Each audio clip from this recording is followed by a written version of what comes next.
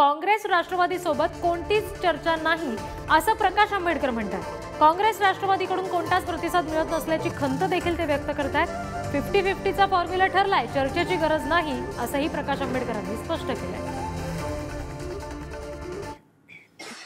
आपल्यासोबत आहेत वंचित बहुजन आघाडीचे नेते आणि प्रमुख प्रकाश आंबेडकर। सर, काय सांगाल? काल तुम्ही मुंबईमध्ये सभा होती, त्यामध्ये तुम्ही असं म्हटलेलं आहे की आघाडीची मोड बांधणे म्हणजे इंडिया आघाडीची मोड बांधणे हे थोडंसं कठीणच दिसते आणि कितीही झालं तरी कुटुंबालाच प्राधान्य देण्यात येईल, शक्यता वर्तवली ते मी असं काय परिस्थिती आहे ती लोकांसमोर मांडली, त्याच्यामुळे तशाच पद्धतीने वागतील असं काही नाही आहे। Let's hope for the better असं म्हणू आपण।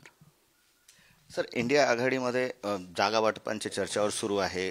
20 जागा ठाकरे गट किंवा 16 काँग्रेस, 10 राष्ट्रवादी आणि 2 वंचित याची चर्चा सुरू आहे।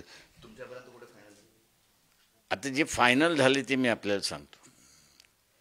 राष्ट्रवादी आणि काँग्रेस यांच्याबरोबर आमची 0 चर्चा आहे।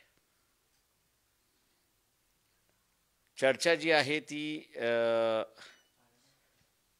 उद्धव ठाकरे शिवसेनेबरोबर आहे आणि त्यामध्ये फार अगोदर ठरलेलं आहे, म्हणजे ते आता ताजं आहे असं म्हणता येणार नाही। फार अगोदर ठरलं होतं की जर शिवसेनेची, काँग्रेसची आणि राष्ट्रवादीची युती झाली नाही तर मग आपण दोघांनी 50-50 पासून लढायचं।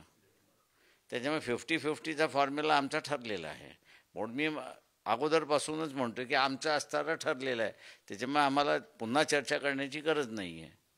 तुम्ही असं म्हणताय, पण एकीकडे आता विजय वडेट्टीवार असो काँग्रेसचे नेते किंवा शिवसेनेचे संजय राऊत यांनी म्हटलेलं आहे की सकारात्मक आहे, इंडिया आघाडीमध्ये घेण्यासाठी सगळेच उत्सुक आहेत आणि त्याचाच फायदा आघाडीला होणार आहे, इंडिया आघाडी। मी असं सांगितलं की आमचं काँग्रेस आणि राष्ट्रवादीबरोबर अजिबात कुठलंही बोलणं नाही।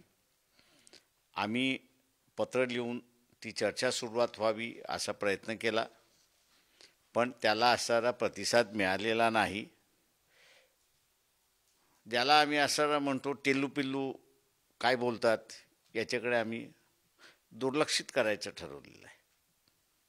चर्चा सुरू होईल, कधी होईल, काय होईल, तुमची काय अपेक्षा? मला त्याच्यातलं काहीही सांगता येत नाही आणि मी काही ज्योतिष नाही की त्याच्यातलं तारीख, वेळ आणि महिना हा सांगू शकतो। थँक्यू। कॅमेरामन मंगेश हस्तकसह जितेंद्र शिंगाडे, पुढारी न्यूज, नागपूर।